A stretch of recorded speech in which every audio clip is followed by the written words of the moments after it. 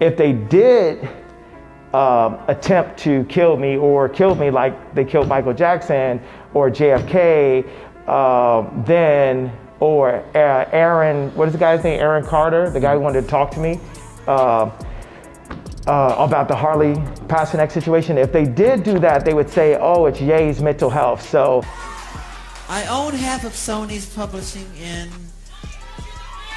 I'm leaving them, and they're very angry at me because of it, but and Tommy Mottola is a devil. Kanye West is making waves with his bold claim that the industry might have had a hand in the tragic loss of the legendary Michael Jackson. And guess what? This bombshell is making headlines again, all thanks to a fresh lawsuit thrown at Diddy. Now, you might be wondering, what's Diddy got to do with MJ's passing? Hold on to your hats because the details are about to blow your mind. You know how Kanye talked about his old trainer Harley trying to get him locked up, and everyone thought Kanye was losing it?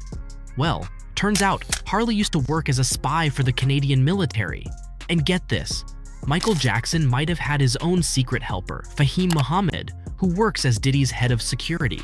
Now, Fahim's name keeps popping up because of a lawsuit against Diddy filed by producer Rodney Lil Rod Jones. Lil Rod says Fahim made sure Diddy could do his shady business without getting caught by the cops. But wait, there's more. We've just scratched the surface. There's Fahim's rumored connections to spy agencies, MJ's battle with Sony Music, Diddy's links to bigwigs at Sony, and tons more. Let's dive deeper into the details. Okay, let's start with what happened before MJ's death and his big fight with Sony Music. On June 24, 2009, the night before MJ passed away, his doctor, Dr. Murray, gave him some medicine to help him sleep, but it didn't work. So the next morning, Dr. Murray tried another treatment called propofol, which seemed to do the trick. He left MJ to use the bathroom, but when he came back, MJ wasn't breathing. Dr. Murray tried CPR and gave him something to wake him up, but it didn't work. Here's where it gets strange. They didn't call 911 until much later, even though MJ was in trouble. Paramedics arrived, tried to revive MJ, and rushed him to the hospital, but it was too late. The King of Pop was declared dead at 2:26 p.m. After MJ's death, people started sharing all kinds of theories online. Some fans thought there was more to the story than what they were told. The official report said MJ died because of the propofol Dr. Murray gave him. Dr. Murray was blamed and went to prison for it. But MJ's fans weren't satisfied. They believed there was a bigger plan at play. You see, Dr. Murray started working for MJ just a month before he passed away. Some people thought MJ's connection to big companies like AEG Live and his valuable music catalog might have put him in danger. MJ's sister LaToya even said MJ felt like someone was after him. Because first of all, Michael told me that they were going to murder him. He was afraid. He was afraid for his life.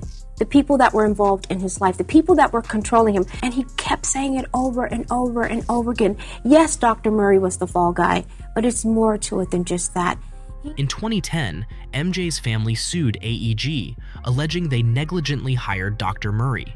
During the trial, MJ's son Prince testified, claiming his father expressed fear for his life, stating, "They're going to kill me," after phone calls. Despite this, the jury ruled in favor of AEG. However, MJ's fans remained convinced someone more powerful than Dr. Murray was involved. The theory gained traction when notes purportedly written by MJ surfaced. These notes included phrases like, "They are trying to murder me and the system wants to kill me for my catalog." In one note, MJ also talked about feeling pressured by AEG and having a bad feeling about his tour. Later on, MJ's daughter Paris seemed to blame Sony and John Branca, who helped manage MJ's stuff. She liked tweets that said Sony and Branca were involved in MJ's death. Now it's worth pointing out that Michael absolutely disliked Sony and openly challenged them by first acquiring half of their catalog before leaving and becoming a free agent. He once even held up a sign on stage saying "Sony kills" and called then CEO of Sony Tommy Mottola the devil. I'm leaving Sony a free agent, owning half of Sony. I own half of Sony's publishing and I'm leaving them, and they're very angry at me because of it, but I just did good business, you know. And Tommy Mottola is a devil. Now, let's connect the dots with Diddy and the latest lawsuit against him. In this lawsuit, Rodney Lil Rod Jones accuses Diddy's security chief, Fahim Muhammad, of having close ties with law enforcement and helping Diddy hide his alleged wrongdoings. The lawsuit claims that Diddy's associate, Mr. Combs, made it clear that Fahim Muhammad had the power to make problems go away, even instructing staff to contact him if they ran into trouble with the police. It's also alleged that Diddy's industry connections helped Fahim pay off law enforcement. But here's where it gets even crazier. Fahim Muhammad was also Michael Jackson's security head, and he was there the night MJ passed away. And get this, when Fahim testified during Dr. Murray's trial, he revealed that he was hired as MJ's security chief just 10 months before MJ died. At that point in time, how long had you worked security for Mr. Jackson? Approximately 10 months. And what were your responsibilities? I was the chief of his security, so my responsibilities ranged from making sure his house was protected, making sure his children were protected, and making sure his day-to-day activities and movement was all safe and planned and mapped out. Now here's another crazy part.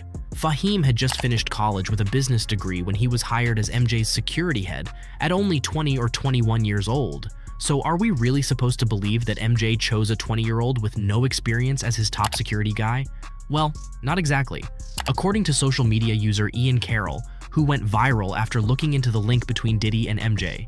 For most of Jackson's career, his head of security was Bill Bray, who was his mentor and basically his father. And the two were extremely close. Bill ran his security until he was 70 when he retired, and Jackson continued to pay his medical bills until he died at age 80. This is a letter that Michael Jackson wrote to Bill that is both really touching and really enlightens you as to the state of Michael Jackson's education and his perspective on the world and his life story. Pause if you want to read that. But then once Bill retired, Jackson was then protected by other security people that came and went, and he wound up with this guy who has direct connections to Diddy's sexual blackmail operations, who was directly complicit in covering up crimes for Diddy and covering up murders, covering up drug use, prostitution, human trafficking. This is the guy that was protecting Michael Jackson the day that he died. The day that he was overdosed on drugs after he was probably already asleep, and the only witnesses, there were no witnesses to the crime. I'm honestly kind of surprised that this guy never got checked into as a suspect. Someone else might have been behind Fahim's hiring for MJ's security team. Ian also mentioned that Fahim might have connections to intelligence agencies. This is from Diddy's lawsuit.